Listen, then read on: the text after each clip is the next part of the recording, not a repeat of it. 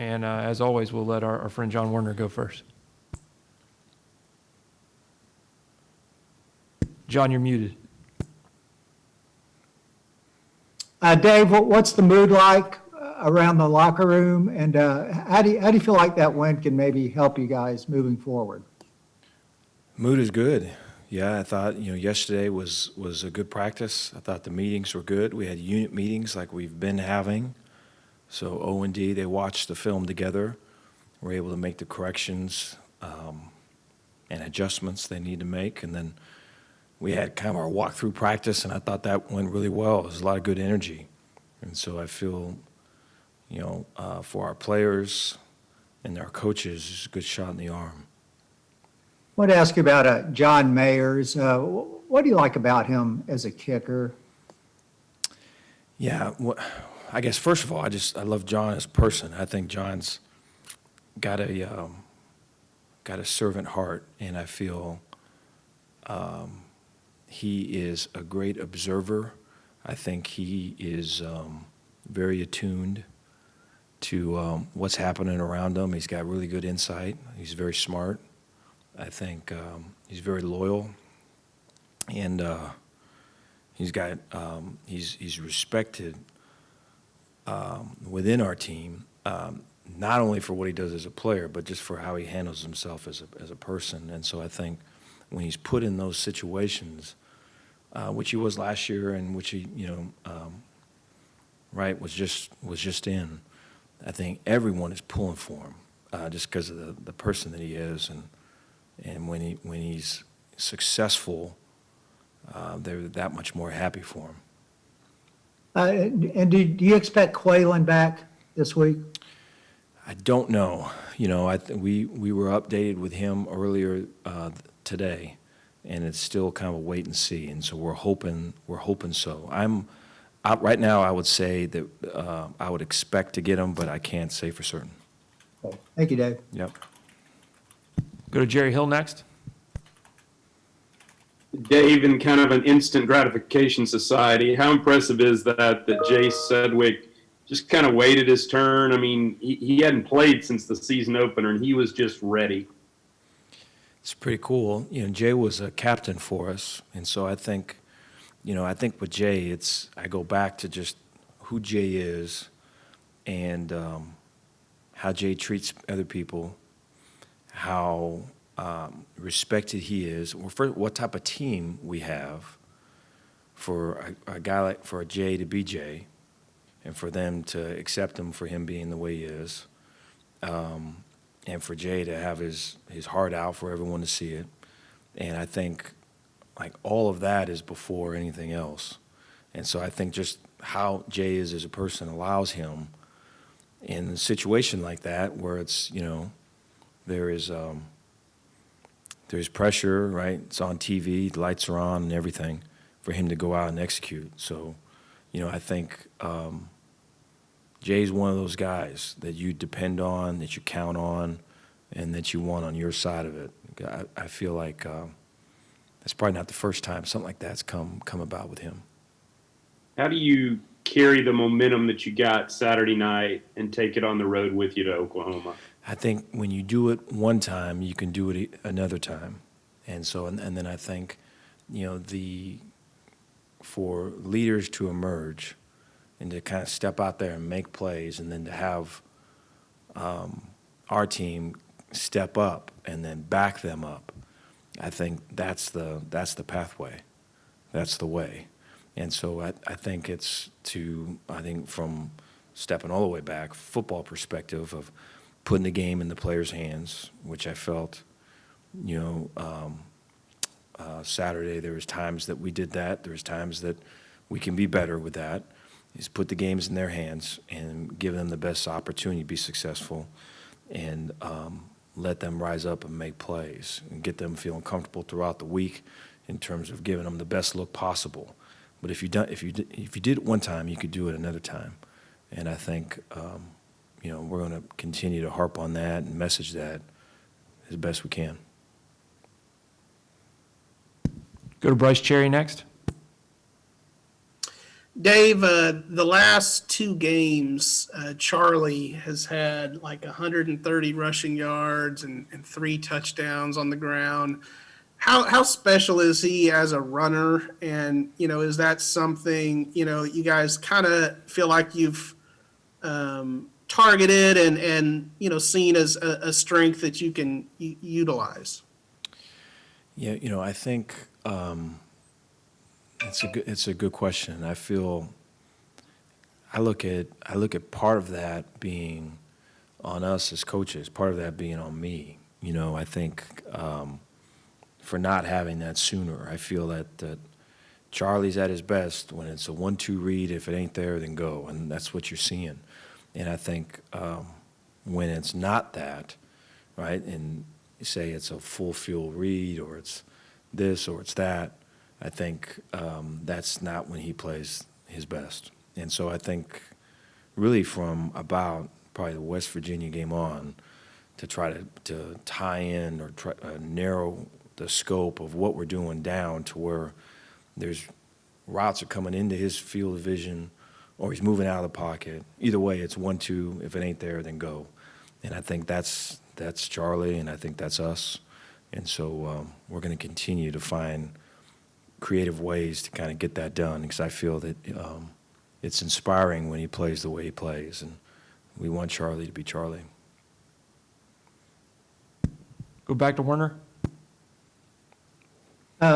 Dave, what would a strong finish do for you guys these last few games, moving into the offseason?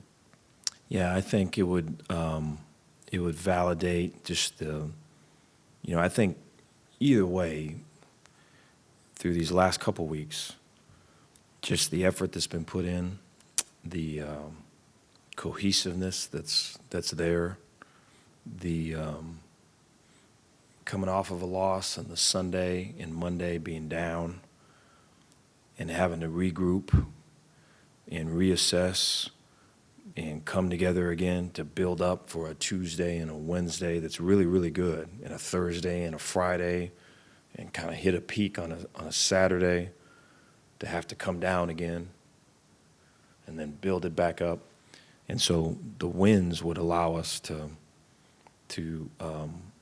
not have those lows and continue with those highs and build on, recruiting, build on, more skill acquisition, because you're not focusing on other things. And so I feel like, we're all in, and I think that the opportunity's there, and we're thankful for it. And what do you see from Spencer Rattler? Similar to what we talked about with Charlie in terms of kind of finding a rhythm and finding a style and a preference of play. I think he's done the same, and it's different than Charlie's. It's going to be in the pocket, it's going to be drop back pass, some play actions, but I think it's a great credit to Coach Riley and just the staff there, and that for however long, personally for me, I've been looking at OU and the success they've had with this quarterback or that quarterback or whatever quarterback they've had, is that the offense has looked different and it's suited whatever guy that they've had. And I think you can say that here with Rattler. So I think he's found where he's comfortable and he's performing high level.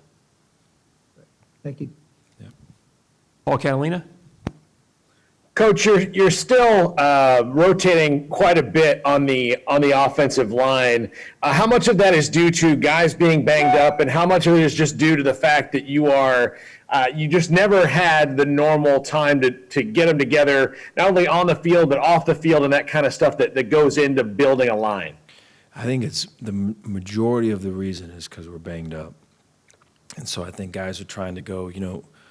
Coach Wickline got banged up. I'm not exactly sure how it happened, but he tore up his hand, tore up his ankle, bleeding.